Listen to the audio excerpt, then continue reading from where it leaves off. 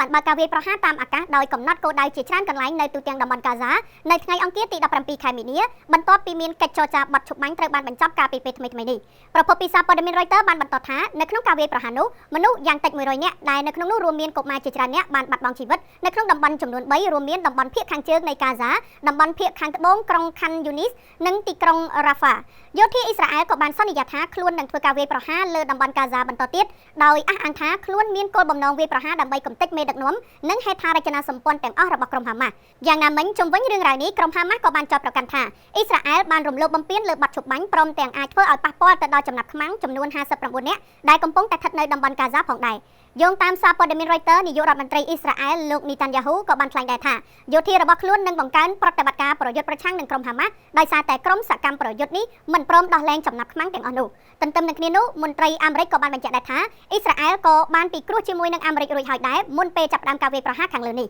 សូមរំលឹកផងដែរថាបទឈប់បាញ់រវាងអ៊ីស្រាអែលនិងក្រុមហាម៉ាស់បានអនុវត្តកាលពីខែមករាកន្លងទៅហើយខណៈពេលនេះចំណាប់ខ្មាំងមួយចំនួនក៏ត្រូវបានដោះលែងដើម្បីដោះដូរជាមួយនឹងអ្នកទោសប៉ាឡេស្ទីនប៉ុន្តែការចរចាដើម្បីពន្យាពេលបទឈប់បាញ់ពុំទទួលបានជោគជ័យឡើយនាំឲ្យការប្រយុទ្ធគ្នាចាប់ផ្ដើមសារជាថ្មីម្ដងទៀត